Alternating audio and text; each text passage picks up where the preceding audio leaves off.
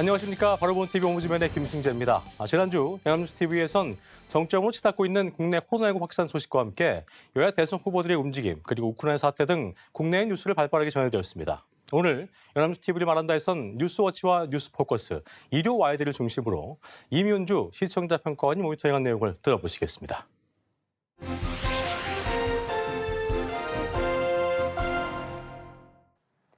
코로나19 확진자 확산세가 좀처럼 줄어들지 않고 있습니다. 지난 2월 10일은 하루 확진자 수가 처음으로 5만 명을 넘어간 날이었는데요. 이날은 고위험군을 제외하고 재택치료 체계로 들어간 첫날이기도 했습니다. 재택치료와 관련해 궁금한 내용이 많으실 텐데요. 연합뉴스TV에서 이와 관련한 내용을 어떻게 보도했는지 살펴보았습니다. 오늘부터 10일 오후 6시 뉴스워치에서는 재택치료 체계 시작으로 인하여 발생할 수 있는 문제점, 특히 관리가 제대로 되지 않을 수 있는 일반관리군 환자들 관련 사각지대에 대해 보도했습니다. 인터뷰에 따르면 어떤 환자의 경우 코로나19 양성 확진 후 격리 해제일까지 보건소로부터 어떠한 연락도 받지 못했다고 전했습니다. 또 다른 환자의 경우 양성 판정을 받은 지 6일이 지나서야 재택치료 키트를 전달받았다고 하는 등 뉴스는 재택치료 체계가 자리 잡을 때까지 발생 가능한 혼란을 중심으로 보도했습니다. 이어 기자는 보도를 마무리하며 재택치료 체계와 관련 정부는 개별 병원 전화 상담과 재택치료 상담센터를 운영한다는 것에 대해 짧게 언급했습니다. 같은 날 바로 이어진 뉴스워치 내 그래픽 뉴스에서는 재택치료 체계에 대해 자세하게 다루었습니다. 앵커는 우선 앞선 뉴스에서 고위험군과 일반 확진자 등으로 표현했던 환자 구분에 관해 설명했습니다. 집중관리군으로 분류되는 기준으로는 연령과 코로나19 먹는 치료제 투약 여부, 그리고 기저질환자 및 면역 저하자 등입니다. 이들에 대해서는 하루 2번씩 건강 모니터링이 진행되고 치료제가 처방됩니다. 일반관리군은 먼저 설명한 집중관리군 외 모든 확진자이며 이들의 경우에는 일주일간 격리하며 스스로 치료를 진행한다고 전했습니다. 앵커는 변경된 자가격리자 관리 방식에 대해서도 설명했습니다. 뉴스에 따르면 GPS 기반 자가격리 앱 사용은 폐지되었으나 자가격리를 어겼을 경우 처벌받을 수 있다는 점은 유지됩니다. 마지막으로 재택치료 중 증상이 악화될 경우 비대면 전화상담 및 처방이 가능하며 비대면 진료가 가능한 병의원의 명단은 건강보험심사평가원에서 확인할 수 있다고 덧붙였습니다. 첫 번째 뉴스는 고위험군보다는 일반 확진자가 많은 만큼 바뀐 체계로 인해 일반 확진자가 겪을 혼란들을 실제 확진자 인터뷰를 통해 전달하여 그 심각성을 잘 전달했다고 생각합니다. 기자도 언급했듯이 재택치료로 인하여 혹시라도 증상이 악화되지는 않을까 하는 등의 우려는 아마도 일반 확진자들이 가장 많이 우려하고 있는 지점일 것으로 생각합니다. 두 번째 뉴스에서는 재택치료 체계와 관련해 구체적인 정보를 이해하기 쉽게 정리하여 전달했는데요. 첫 번째 뉴스에서 전달한 문제점과 우려들을 해결할 수 있는 정보들로 구성되었습니다. 일반적으로 뉴스에서 고위험군이라고 불리는 증상자들이 어떤 기준으로 분류되는지, 그리고 어떤 관리를 받는지 전달해 주어 이해를 도왔고, 일반 확진자들이 재택치료를 진행할 때 방역당국이 권고한 미리 준비해야 할 것들을 정리하여 주는 등 실제로 뉴스를 시청하는 시청자들이 가장 궁금해해야 할 부분들을 잘 전달했다고 생각합니다. 다만 무증상 및 경증 환자와 관련해 언급하며 설명한 산소 포화도 측정 등에 대해서 조금 더 구체적인 설명이 있었다면 전달받는 시청자들이 더 이해하기 쉬웠을 것이라 생각합니다. 산소 포화도 측정은 측정기가 별도로 필요한데요. 앞서 언급한 미리 준비해야 할 항목에 빠져 있어 정보 전달에 아쉬움을 남겼습니다. 한편 연합뉴스TV는 이와 관련 다음 날인 11일 뉴스포커스를 통해 전문가 의견을 전달하기도 했는데요. 지난 11일 오전 9시 뉴스포커스에서는 코로나19와 관련해 오랫동안 전문 의견을 전달해주고 있는 정기석 한림대 성심병원 호흡기내과 교수가 함께했습니다. 정기석 교수는 향후 확진자 확산이 지속 증가할 것이라는 우려를 보이면서도 상대적으로 위중증 환자 수가 적다는 점 등을 언급하며 현재 우리나라의 확진자 추이에 대해 간략하게 정리하며 시작했습니다. 이어 재택치료와 관련 현장의 어려움을 전달했는데요. 기준이나 체계가 명확하지 않아 확진자들은 물론 의료진들 역시 혼란을 겪었다고 언급했습니다. 어디에 전화하는지 혹은 전화를 하더라도 연결이 어렵다는 점, 이는 동네 병원의 특성상 여러 개의 전화를 둘 수 없다는 한계점 등으로 인하여 발생할 수밖에 없는 문제점이라는 것 등에 대해 설명했습니다. 또한 가장 안타까운 부분으로 국민 계도 기간이 부족했다는 점을 지적했는데요. 열이 몇 도 정도까지 올라야 위험한 것인지, 산소 포화도는 어느 정도가 되어야 위험 수준인 것인지 등 환자 입장에서는 반드시 알아두어야 할 기준들이 아직 넓게 공유되지 않아 혼란이 가중되고 있다고 전했습니다. 또한 재택치료 체계의 문제점으로 완전 비대면 치료가 아닌 최소 한 번 정도는 의사를 직접 만나 진료를 받아야 한다는 의견을 전했는데요. 환자와 의료진 모두 진료권을 보장받지 못한다는 점에서 논란이 될 수 있다고 지적했습니다. 해당 프로그램은 전문가의 의견을 통해 현재 기본적으로 공유되어 있는 정보 외에 구체적인 내용을 전달하여 시청자들에게 도움이 되었는데요. 더불어 전문가 의견이 전달되는 동안 지속적으로 화면을 통해 전화 상담 및 처방 의료기관을 확인할 수 있는 건강보험심사평가원이 안내되어 전달력을 높였다고 생각합니다. 한편으로는 전문가가 지적했던 부분, 일반 확진자가 위험하다고 인식되는 시점, 즉 체온 상승 위험 지점, 산소 포화도 위험 지점 등에 대해 설명이 뒤따랐으면 좋았을 것이라고 생각합니다. 현재 보도의 중심은 바뀐 체계에 대한 부분이었다는 점을 감안하며 이후에는 해당 내용들을 포함하여 지속적으로 관련 내용에 대해 보도해 주시기를 기대합니다. 다음은 한 달이 넘도록 이어지고 있는 택배 노조 파업과 관련한 뉴스입니다. 그간 한 개 택배사를 중심으로 이루어지고 있던 파업이 21일을 기점으로 전체 택배사 파업을 경고했는데요. 관련 뉴스가 어떻게 보도되었는지 살펴보겠습니다. 지난 13일 오후 6시 일요와이드에서는 사측 본사 건물 앞 거리를 가득 메운 택배 노조원들의 모습으로 시작했습니다. 보도에 따르면 해당 택배 노조는 오늘 21일 다른 택배 본부와 함께 하루 동안 경고성의 파업을 진행하기로 결정했다는데요. 노조의 주된 요구는 사회적 합의에 따른 택배 요금 인상분을 사측이 독식하고 있다며 공개 검증이 필요하다는 것이었습니다. 경고 파업에도 불구하고 요구사항이 받아들여지지 않을 경우에는 전체 조합원 총파업도 고려하고 있다고 전달했습니다. 다음으로 같은 회사 비노조 택배기사들의 반대되는 의견이 이어졌습니다. 이들은 현재의 파업이 명분 없는 파업이라며 즉각 철회할 것을 촉구했습니다. 또한 사측은 불법 점거로 직원들이 고통받고 있다며 경찰에 노조를 고소했다는 사실을 알렸습니다. 기자의 보도가 시작되기 전 앵커 멘트에서도 기자의 보도 마무리에서도 양측의 의견이 팽팽하다, 평행선을 달린다 고 언급되었는데요. 현재 보도에서는 노조 측과 사측 간의 입장 대립보다는 노조 측과 비노조 측의 입장 대립이 조금 더 드러나 보입니다. 때문에 해당 보도만으로는 현재 대립되고 있는 양측이 노조 측과 비노조 측 간인지 노조 측과 사측 간인지 명확하게 드러나지 않고 있습니다. 또한 노조 측의 입장 대비 사측이 현재 노조의 입장을 받아들일 수 없는 이유 등 사측의 입장이 구체적으로 전달되지 않고 있는데요. 다른 보도들에서도 노조의 불법 점거와 폭력 등에 대해서만 언급하고 있어 아쉬움을 남겼습니다.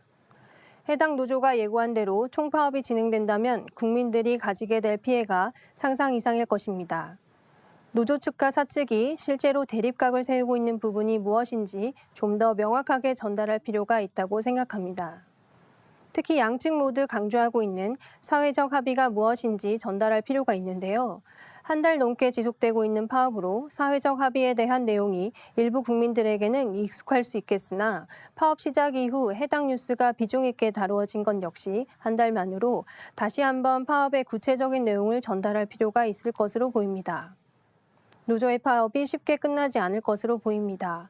이후 관련 뉴스를 지속 보도해 주시길 바라며 해당 부분을 주의하여 양측 의견이 전달될 수 있도록 그를 통해 국민들이 현 상황을 판단할 수 있도록 해주시기를 바랍니다.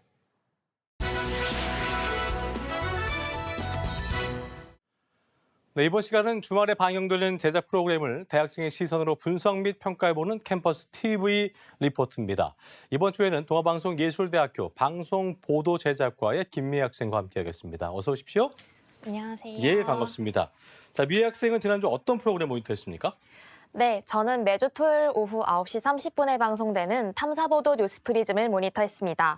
지난 10일 방송된 탐사보도 뉴스프리즘에서는 디지털 이용 능력에 따라 정보 격차가 커지는 디지털 디바이드 현상에 대해 다뤘습니다.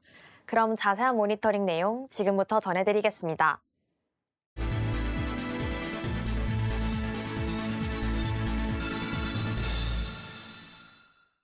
이제는 생활 방송은 일부 고령층이 스마트폰 사용에 익숙하지 않아 현재 시행되고 있는 QR 인증의 방역 패스가 불편하다는 말로 시작됩니다. 수밖에 없는 이유입니다.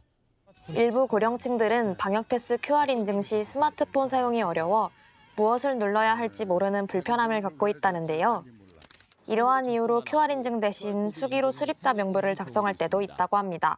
그냥 그거 체크하고 적죠 뭐. 아, 수기로 이렇게 손으로 QR은 못 하시고 이어 가게에서 QR 인증을 관리하는 주인들도 불편하다는데요. 근데 네이버 같은 경우에는 저희가 좀 그거는 힘들고 QR 인증보다 번거롭지만 접종 증명서를 일일이 확인하거나 일부 식당에선 아예 QR 인증을 생략하고 안심콜 서비스로 대체한다고 합니다. 생략하기도 합니다. 정부가 엄격하게 방역 패스를 적용하지만 현실에 맞는 조정이 필요하다는 목소리가 나온다는데요. 성균관대 사회학과 구정우 교수는 디지털 소외계층이 존재하기 때문에 좀 더 포용적이고 차등을 두는 방식을 고민해야 한다고 말했습니다. 방역 방식을 고민할 필요가 있습니다. QR코드 인증이 쉽지 않은 시각장애인에겐 접종증명서를 발급받는 방식으로 대체하지만 발급 과정 자체가 어려운 현실을 고려하지 않는 등 장애인에 대한 배려 또한 필요하다고 전합니다. 다음으로 고령층이 QR코드 외에도 디지털 기기를 이용한 비대면 금융거래의 어려움에 대해 짚었습니다.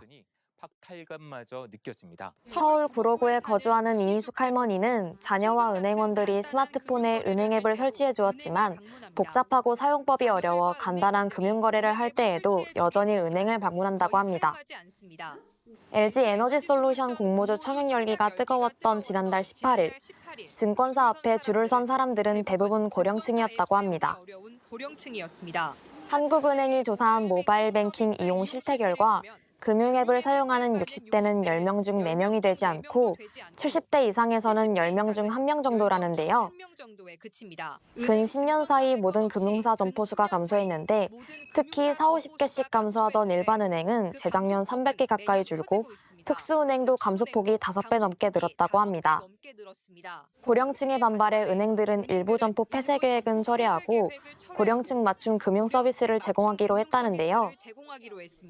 현금 입출 금기 등 기기의 글씨를 키우고 거동이 불편한 어르신을 위해 찾아가는 서비스를 운영하는 방식이라고 합니다. 하지만 이런 대책도 결국 오프라인에 집중되어 비대면으로 얻을 수 있는 혜택에서 고령층은 여전히 배제되고 있다는데요.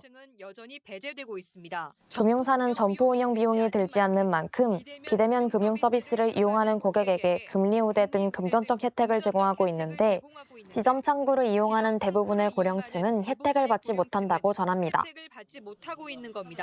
오히려 디지털 취약계층임을 악용한 금융사기 범죄의 표적이 되기도 한다는데요. 결국 디지털 격차로 인한 손해를 메우기 위해서는 고령층의 디지털 역량을 끌어올리기 위한 사회적 노력이 더욱 필요하다고 전합니다. 이어서 우리 생활 속 적용된 디지털 서비스들은 무엇이 있는지 살펴보았는데요. 먼저 키오스크의 경우 지난해 10월 26,500여 대가 설치됐는데 1년 반 전과 비교해 3배 많은 수치를 보였다고 합니다. 또한 신분증이 디지털화되었다는데요.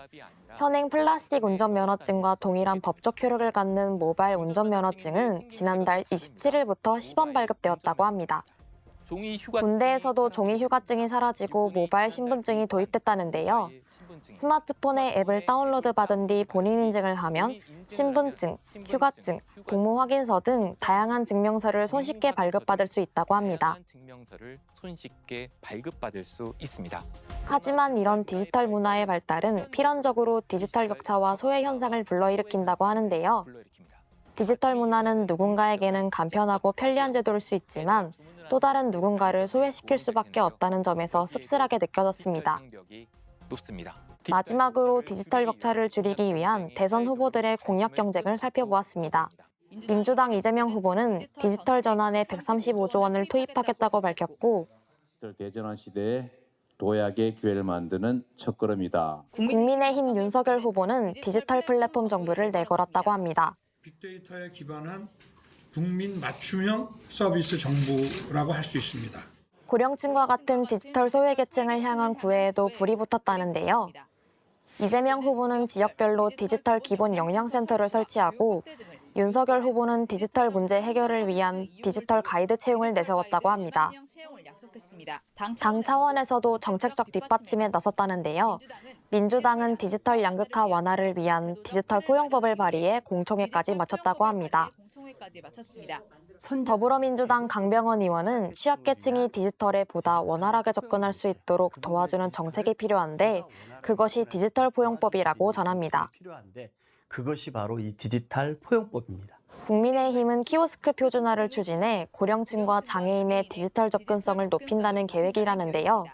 국민의힘 이영 의원은 여러 환경 변화에 익숙해지기 위해서 디지털 문제 해결센터를 만들어 단계적 맞춤형 교육 및 서비스를 준비 중에 있다고 전합니다.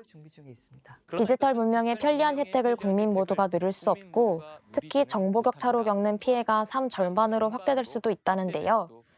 디지털 문명이 가진 양면성에 대해 생각해보는 계기가 되었습니다.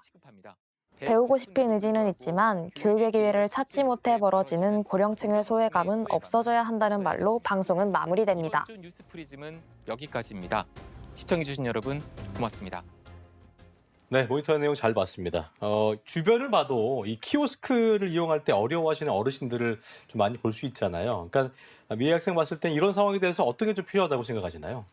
네, 저는 디지털 문화에 익숙하지 않은 분들에게 눈치를 주거나 비난할 것이 아니라 그들을 이해하고 포용할 수 있는 따뜻한 시선이 필요하다고 생각합니다. 누군가 디지털 문화를 어려워하는 사람이 있다면 선뜻 도움을 줄 수 있고 변화하는 제도에 적응할 수 있도록 격려하는 사회적 분위기가 형성되었으면 좋겠습니다. 예, 저도 공감합니다. 수고 많았고요. 지금까지 동아방송예술대학교 방송보도제작과의 김미애 학생과 함께했습니다. 오늘 말씀 고맙습니다. 감사합니다.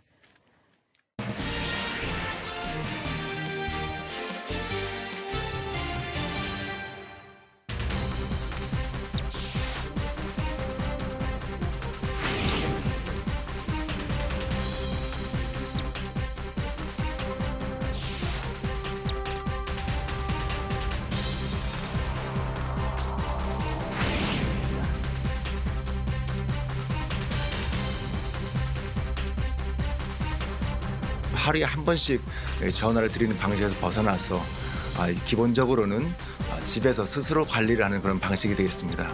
그렇지만 상태가 안 좋아지시게 되면 언제라도 집 동네에 있는 스스로 다니시던 그런 병의원에 비대면 진료가 가능합니다.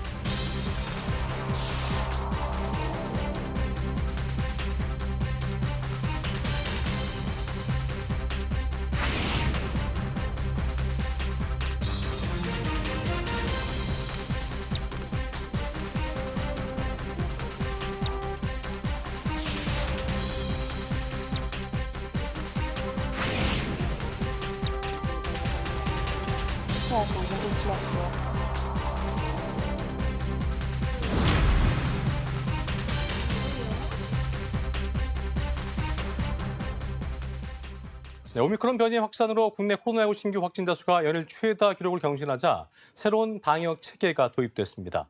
검사와 격리, 치료 등 코로나19 대응 체계 전반이 뒤바뀌면서 시민들의 우려와 혼란이 가중되고 있는데요. 오늘 TV와 비평에선 개편된 방역 체계에 대한 논란을 언론은 어떻게 보도하고 있는지 자세히 짚어보겠습니다. 도움 말씀에 국가공무원 인재개발원의 김진숙 교수와 함께하겠습니다. 어서 오십시오. 네, 안녕하세요. 예, 반갑습니다. 자, 먼저 교수님, 그 방역 치료 체계가 어떻게 달라졌는지 간략히 정리 좀 해주시고요. 달라진 방역 체계에 대해서 언론은 어떻게 보도하고 있는지도 짚어주시죠. 네, 오미크론이 정말 턱 밑까지 왔다는 것을 그렇습니다. 실감하는 요즘인데요. 예. 그만큼 이제 가까운 주변에서 뭐 누가 확진됐다더라, 또 누가 밀접 접촉자라더라 하는 얘기를 쉽게 이제 들을 수가 있습니다. 그렇습니다. 이처럼 이제 오미크론 확진자 수가 급증하자 정부가 지난 10일에 방역과 의료 체계를 크게 전환했습니다. 네. 내용의 골자는 방역과 의료 체계를 그동안은 이제 국가 주도해서 이제는 개인 책임으로 바꾼 것인데요. 기존에는 이제 모든 재택치료 대상자가 하루에 1회에서 2회 정도 전화 모니터링을 받았지만 새로운 방역 체계는 재택치료 대상자 가운데 60세 이상이나 또 50대 기저질환자 등을 집중 관리군으로 정해서 전화 모니터링을 하고 나머지는 본인이 스스로 알아서 관리를 하는 것입니다. 스스로 알아서 관리를 하다가 이제 상태가 안 좋아지면 동네 병의원에서 주로 비대면 전화 상담을 받을 수가 있습니다. 진단 검사 체계에 있어서도 이제 PCR 검사는 60세 이상 등 고위험 구매만 적용하고 또 60세 미만은 신속 항원 검사나 자가 진단 키트에 의해서 양성 반응이 나오면 이후에 PCR 검사를 통해 이제 확인하는 방식으로 변경된 것입니다. 또 확진자의 격리 기간도 백신 예방 접종 여부와 관계없이 모두 일주일로 조정됐습니다. 정부의 이 같은 방침은 이제 오미크론의 경우 이제 전파력은 델타 변이의 2~3배에 이르지만 중증으로 갈 확률은 상대적으로 낮기 때문에 이에 효과적으로 대응하기 위해서 이제 고위험군을 핀셋 관리하는 방식으로 전환한 것입니다. 예. 이에 대해서 이제 대다수의 언론은 갑작스러운 방역 체계 변경으로 현장에서는 혼란이 일어나고 있다면서 오미크론이 예상보다 더 빠르게 확산되면서 시민들은 물론이고 또 의료진조차도 헷갈리고 있는 상황에서 잘못하면 방역 체계가 송두리째 흔들릴 수 있다고라고 전했습니다. 예. 방역 자포자기 또 재택 방치, 각자 도생 주로 이런 비판적인 기사가 쏟아졌습니다. 네. 대다수의 밀접 접촉자에 대한 PCR 검사 의무가 또 사실상 사라지면서 숨은 확진자를 우려하는 보도도 많았습니다. 중앙일보는 말만 재택치료지 실상은 국민의 건강과 안전을 책임질 의무가 있는 이 정부가 개개인에게 그 책임을 전가하는 방역 정책이라며 정부의 존재 이유가 무엇이냐는 근본적인 물음을 던지게 된다라고 전했습니다. 한겨레 신문은 총체적 난맥상을 드러내며 의료 현장과 시민들의 혼란을 키웠다라고 지적했고 또 경향신문은 정부의 메시지가 보다 더 명확해야 한다면서 오락가락 바뀌는 정부의 방침에 현장 혼란이 가중되고 있다라고 보도했습니다. 그렇군요. 자, 특히 그 재택치료 체계로 바뀐 이후에 의료 현장과 시민들의 혼란이 또 이어지고 있는데요. 네. 이에 대한 논란, 또 정부의 입장, 대책 등에 대해서 언론은 어떻게 보도하고 있었습니까? 네. 코로나19가 워낙 장기화되고 또 최근 들어서 갑작스럽게 늘어난 이 확진자 수 때문에 사실은 정부 정책의 전환은 불가피한 측면이 있습니다. 그렇습니다. 예, 방역 의료 자원을 이제 효율적으로 사용하기 위한 이제 특단의 조치가 필요하다는 판단 하에 앞으로는 오미크론을 계절 독감처럼 관리하면서 국민의 자율과 책임을 강조한 방역으로 이제 전환한 것입니다. 네. 문제는 새로운 방역 체계가 기존 체계와 겹치면서 의료 현장에 혼선을 일으키고 있다는 점입니다. 특히 이제 방역 체계 개편 하루 전날에 정부가 이제 집중 관리군의 기준을 놓고 오락가락하면서 혼선을 빚기도 했는데요. 네. 결국에는 이제 60세 미만 가운데 먹는 치료제를 처방받았거나 또 지방자치단체장이 집중 관리가 필요하다고 판단하는 경우까지도 포함이 됐습니다. 네. 달라진 방역 체계에 따라서 이제 집중 관리군이 아닌 일반 관리군의 경우에 이제는 모니터링 전화가 없고 특히 확진자의 이제 동거인도 관련된 안내를 받지 못합니다. 그동안 확진자의 동거인은 격리나 수동 감시의 대상이었지만 이제는 별도의 연락 없이 확진자를 통해서 이제 전달받는 것이죠. 그래서 일반 관리군의 경우 변경된 세부 지침을 잘 몰라서 또 불안감이 커진 그런 측면도 있다고 봅니다. 예. 여기에 대해서 언론은 전격적인 자율 방역으로 전환됐지만 관련 대비는 제대로 마련되지 않은 상태라고 비판했습니다. 또 자가진단 키트 수요가 급증하면서 수급에 비상이 걸렸고 또 간병인 등 음성 확인서가 꼭 필요한 경우도 PCR 검사 대상에서 제외되면서 검사 비용 부담에 대한 논란을 지적하기도 했습니다. 우선 국민일보는 새로운 재택치료 시스템은 일반 확진자를 정부의 의료 시스템 밖으로 밀어내는 결과라면서 새로운 방역 의료체계 발표 이후에 제기된 여러 가지 우려를 보완해야 한다라고 강조했습니다. 네. 특히 이제 격리 해제자에 대해서 PCR 음성 확인서 대신에 격리 해제 확인서를 발급해주고 있지만 실제로는 통용되는 곳이 별로 없어서 국민의 정서와 현장의 상황을 잘 모르는 책상머리 행정이라고 비판했습니다. 네. 한국일보는 자가진단 키트 수요가 폭증하면서 이게 마스크 대란처럼 사재기를 부추기지 않을까 우려된다면서 취약계층에 대해서는 이제 무상으로 또 지원하는 그런 부분들을 지적했고, 세계일보 같은 경우에는 당장 재택 치료자들이 몸에 이상이 있을 경우에 어느 병원에 연락을 해서 이제 상담을 받아야 하는지 이런 정보가 이제 부족하고, 또 증상이 이제 나아지지 않을 경우에도 진료를 본 병의원이 대처해야 하는지 아니면 확진자 스스로가 그냥 알아서 해야 하는지 기준이 좀 모호하다는 점 등을 지적했습니다. 그랬군요. 자, 그렇다면 우리보다 먼저 오미크론이 확산한 해외 주요국들은 어떻게 대응을 하고 있는지 좀 정리를 좀 해주시고요. 일부 국가는 오미크론의 확산세가 좀 꺾이면서 네. 방역을 좀 완화하고 있는 상황인데 이 같은 코로나19 이제 팬데믹이 아닌 엔데믹 전망 등에 대해서 언론이 어떻게 보도하고 있는지도 짚어주시죠. 네, 좀 심각했던 이제 유럽 국가들은 최근에는 코로나 방역 조치를 이제 해제하거나 또 예. 완화하고 있는 상황입니다. 오미크론 확진자 급증이 이미 정점을 넘어섰고 또 네. 치명률이 상대적으로 낮기 때문에 어떤 잠시 주춤했던 위드 코로나로 이제 전환하는 분위기에 박차를 가하고 있는 모습입니다. 영국 같은 경우에는 올해 이제 1월에 최다 확진자 22만 명에서 그 2월에는 5만 명대로 확진자가 이제 감소하자 재택 근무를 종료하고 방역 패스 철회, 또 마스크 착용 같은 경우는 이제 의무에서 권고로 변경하는 등 완화된 조치를 통해서 코로나를 독감과 이제 비슷한 분류 체계로 이제 지정했습니다. 네. 오미크론 확산이 진행 중인 스웨덴이나 덴마크 등 북유럽 국가들도 대부분 방역 조치를 해제하면서 광범위한 진단 검사를 중단하고 보건 종사자나 취약계층에 한해서 증상이 있을 경우에만 PCR 검사를 시행하고 있습니다. 미국 같은 경우는 이제 뉴욕주의 경우에 실내 마스크 의무화 조치를 없앴고 예. 뉴저지주도 이제 다음 달부터 마스크 착용 의무화를 폐쇄합니다. 하지만 우리나라 같은 경우는 이제 조금 늦게 오미크론이 유행이 시작됐기 때문에 오미크론 확산이 아직 정점에 도달하지 않은 것으로 보고 있어서 해외의 사례를 봤을 때 오미크론 확산세가 안정되려면 뭐 3월 중순 이후나 이제 4월경으로 보고 있습니다. 일부 전문가들 사이에서는 오미크론 변이의 특성과 또 사회 경제적 영향을 종합적으로 고려해 봤을 때 방역 체계를 단계적으로 완화해야 한다고 주장하고 있습니다.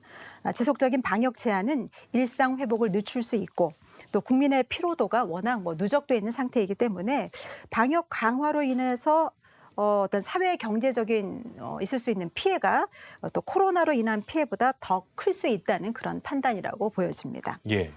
하지만 또 반대로 아직은 시기상조라는 전문가들의 의견이 많습니다. 네.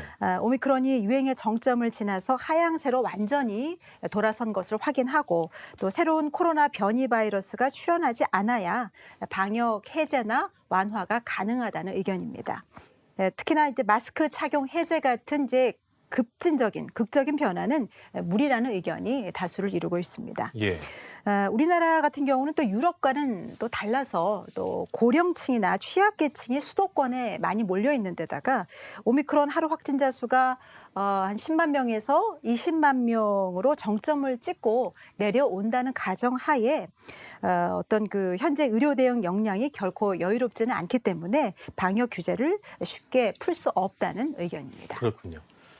자, 앞으로 약 한 달 정도가 오미크론 대확산의 고비가 될 것이라는 전망이 많이 나오고 있는데요. 네. 시민들의 피해도 그렇고 사회적 혼란을 최소한 방향으로 방역체계가 안착해야 될 텐데 그렇기 위해서 언론이 어떤 역할을 해야 될지 끝으로 한 말씀 짚어주시죠. 네, 위드 코로나에 대한 이제 기대감을 가졌다가 이제 예. 갑작스럽게 오미크론 변이 바이러스 때문에 이제 확진자 수가 늘어나자 사실 굉장히 당혹스럽고 실망감이 큰 것이 사실입니다. 그렇습니다. 그렇지만 이제 워낙 많은 확진자가 발생하고 있기 때문에 언론이 보다 이제 관심을 기울여야 할 부분도 많아졌는데요. 예. 의료 체계에 과부하가 걸리지 않을지 미리 좀 진단을 해보고 네. 또 새로운 방역 체계의 문제점으로 지적된 부분은 어떻게 보완해야 될지 다양한 대안을 제시해야 할 것입니다. 네. 무엇보다도 이제 국민들의 불안감으로 인해서 사회적 혼란이 가중되지 않도록 좀 중심을 잡는 언론의 역할이 필요해 보입니다. 우리 언론은 그동안 이제 많은 양의 어떤 언론 보도, 특히나 네. 이제 속보성 그리고 또 경각심을 주는 정보를 통해서 뭐 방역에 기여한 것도 사실이지만 어떤 면에서는 이제 공포와 불안감을 확산시킨 측면도 있다고 보여집니다. 그렇죠. 예. 방역 패러다임의 전환기에 있어서 우리의 언론 보도가 어떤 정보나 사실을 전함에 있어서 그 이면을 좀 들여다볼 수 있는 그런 해안과 전문성을 더 키웠으면 좋겠습니다. 알겠습니다. 자, 지금까지 국가공무원 인재개발원의 김진수 교수와 함께했습니다. 오늘 말씀 고맙습니다. 네, 고맙습니다. 자, 저희 옴부즈맨 제작진은 여러분의 다양하고 소중한 의견들을 기다리고 있습니다. 방송을 보시고 느낀 소감을 연합뉴스 TV 홈페이지 내 시청자 게시판이나 SNS로 보내주시면 됩니다. 저희는 다음 주 이 시간에 다시 찾아오겠습니다. 여러분 고맙습니다.